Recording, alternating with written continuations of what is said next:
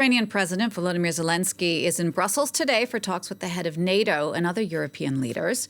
They are due to be talking about the next moves in stopping Russia's war in Ukraine, particularly as Donald Trump gets set to take office in the United States.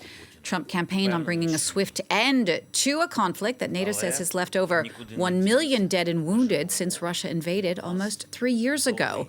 We're going to get the latest on this now from our Brussels correspondent, Dave Keating, who joins me from the EU. Dave, just 1 month now till Trump takes office. So what's Zelensky hoping to get out of this meeting today ahead of that deadline?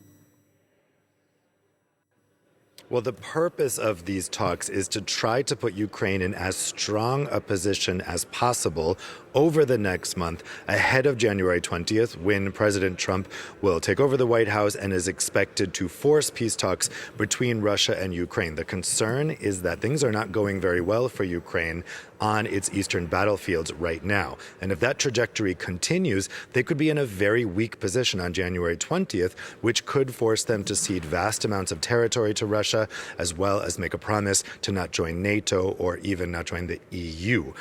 So the question is, what can be done over the next month? Now, the Biden administration in Washington is also trying to rapidly push forward support for Ukraine over the next month, again, to put it in the best position possible by January 20th. And that's what they'll be talking about here. So tonight, on the sidelines of an EU summit, which is, by the way, the last time there will be an EU summit before Donald Trump takes office, on the sidelines of that, President Zelensky will meet with the leaders of Germany, France, Poland, Italy, as well as NATO Secretary General Mark Rutte and the Foreign Minister of the UK, David Lammy, to try to think of ways to front-load that military support to change what's happening on the battlefield over in the East in time for January 20th. The other thing they'll be talking about tonight, or they're expected to talk about at least at that dinner, is this idea of European peacekeeping troops sent to Ukraine in order to enforce whatever peace deal might be reached. Now, this is something that's reportedly being pushed by Donald Trump.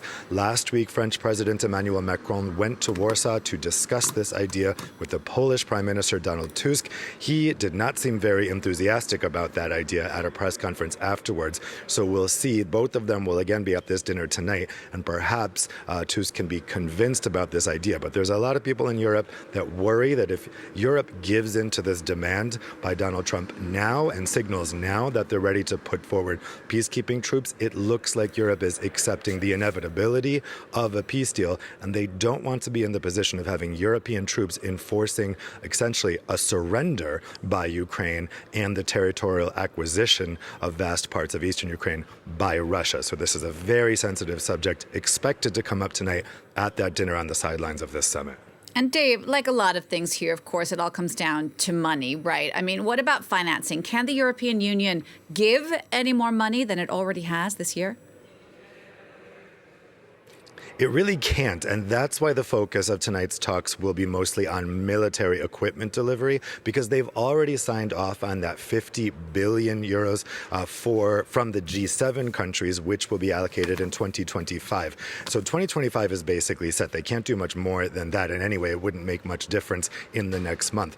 What Zelensky is hoping to get is maybe signals for 2026 and 2027. So basically, the EU would be demonstrating that if these peace talks don't work out, or if Donald Trump changes his mind and doesn't force the peace talks, that the European Union and Europe in general is ready to stay the course in terms of financing for Ukraine's war effort. So there might be talks about what can be done in the EU budget in order to push more EU funds over to Ukraine. But it's a difficult ask when a lot of European countries are struggling economically right now, and sending that money or even signaling that money, taking that money out of the budget now, probably not going to happen at this point when we're talking about so far in the future. So we're unlikely to get any new financing announcements today or tomorrow, but we are looking for more military equipment announcements.